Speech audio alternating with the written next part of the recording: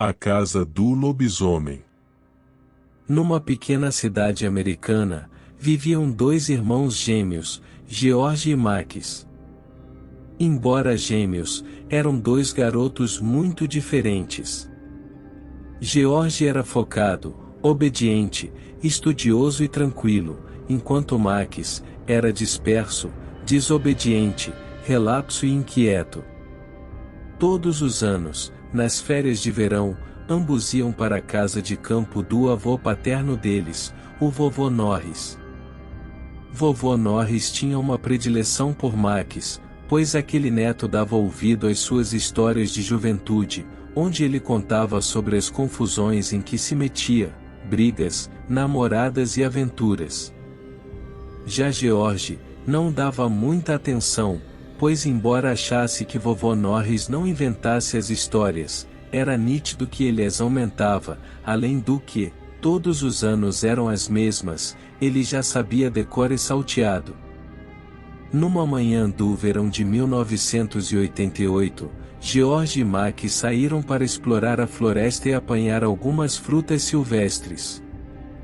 No meio do caminho, Max viu o rio que estava muito diferente do que eles estavam acostumados a ver nos verões anteriores.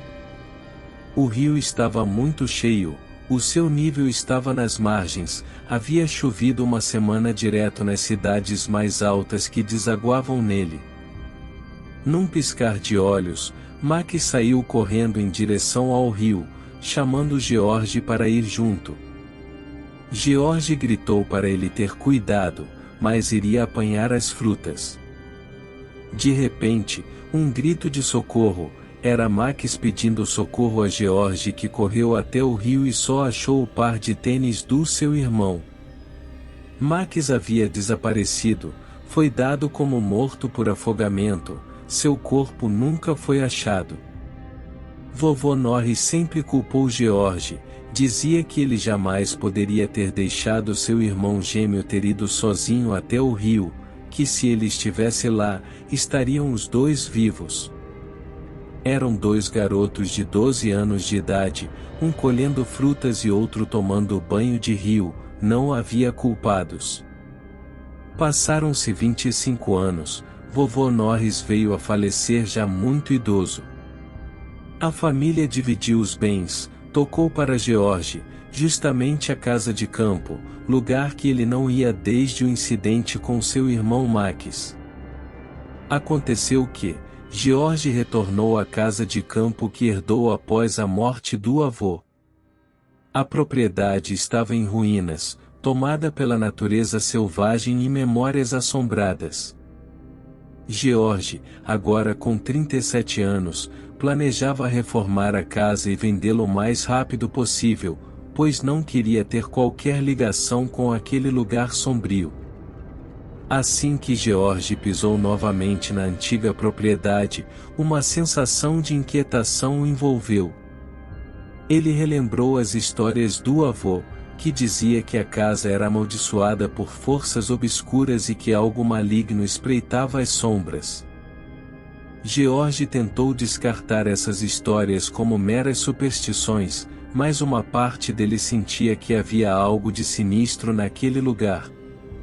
Conforme George começou a reformar a casa, estranhos eventos começaram a ocorrer. Barulhos inexplicáveis ecoavam pelos corredores vazios, objetos se moviam sozinhos e uma presença sinistra parecia segui-lo em cada canto. George começou a questionar sua sanidade, e se perguntou se a maldição mencionada pelo avô poderia ser real. Enquanto isso, flashbacks do passado assombraram a mente de George.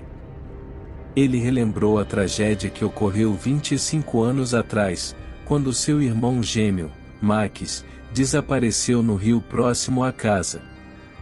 O avô sempre culpara George pelo incidente, alimentando um ressentimento que perdurou por anos. Conforme George explorava a casa, ele descobria pistas enigmáticas deixadas pelo avô.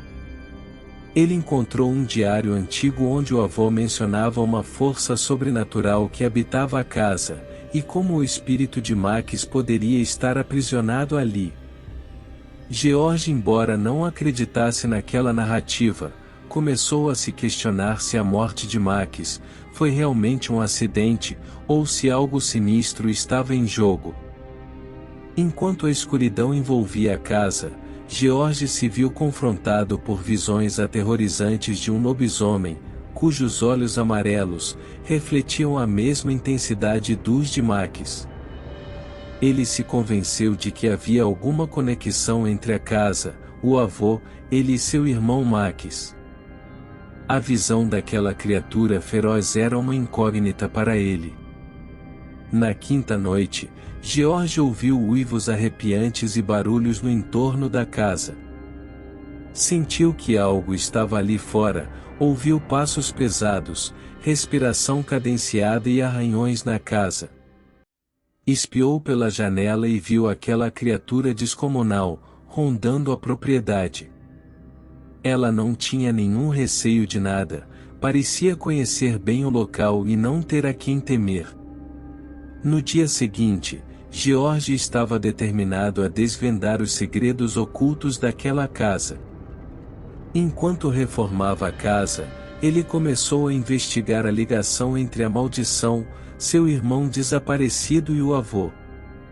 Ele percorreu a vizinhança, ouviu muitas histórias ocorridas na localidade nos últimos 25 anos, quando esteve totalmente ausente. O lobisomem se tornava cada vez mais presente e ameaçador. Parecia que ele estava sabendo dos movimentos diários de George. Como se não bastasse a presença sombria que assolava a casa, George tinha suas próprias memórias reprimidas e o remorso pela morte de seu irmão. Ele precisava confrontar o lobisomem e desvendar a verdade por trás da maldição, para encontrar a redenção e entender o que de fato havia acontecido. Após semanas de investigação, George descobriu uma passagem para uma antiga sala secreta escondida no porão. Lá, ele encontrou um altar macabro e livros antigos com instruções para lançar e quebrar maldições. Seu avô era um ocultista, escondeu de toda a família essa condição por toda a vida. George também descobriu diários do seu avô, onde ele relatava que seu neto preferido estava indo muito bem no seu reinado na floresta, isso datado de 5 anos após o desaparecimento de Max. George estava certo de que aquele lobisomem era seu irmão, mas deveria confrontá-lo como homem, pois sabia que como fera, era muito perigoso. Então ele esperou a próxima lua cheia. Cedo da noite, iluminou toda a casa e ligou um aparelho de som, colocou uma coletânea de CDs com músicas dançantes, como se estivesse ocorrendo uma festa, enquanto ficou camuflado na copa de uma das árvores mais altas, com binóculos e óculos de visão noturna. Deu muito certo, o lobisomem veio até o pátio e começou a rondar a casa, parecia irritado e desconfiado. Ele emitia alguns grunhidos e raspava as garras nas paredes para amedrontar quem estivesse dentro. George observou todos os seus movimentos, e a direção que ele tomou.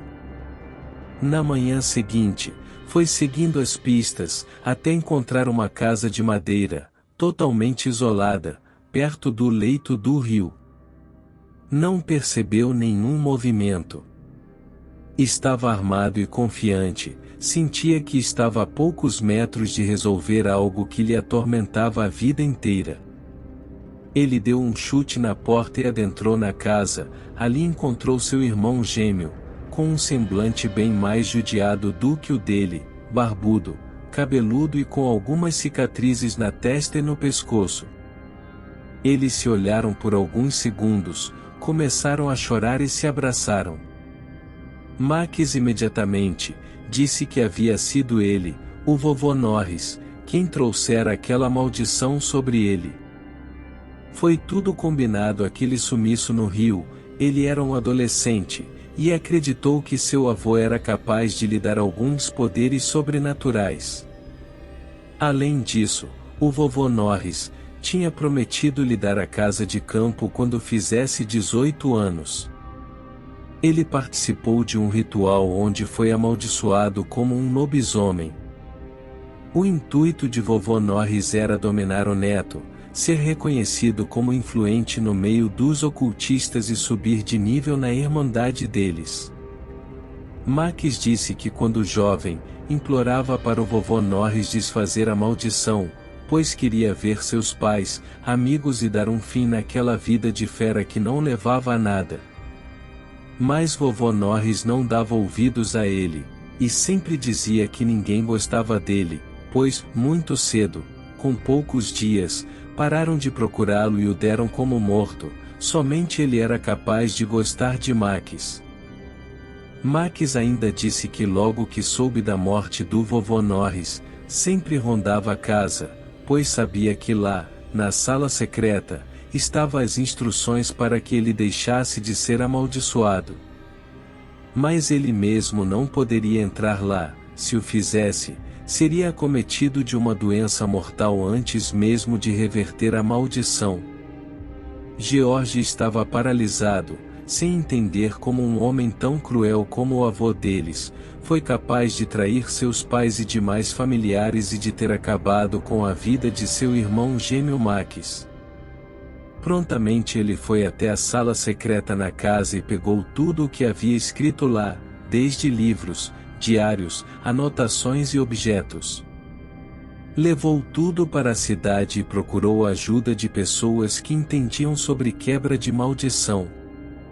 Com as pessoas certas, Max e George participaram de um ritual onde foi quebrada a maldição.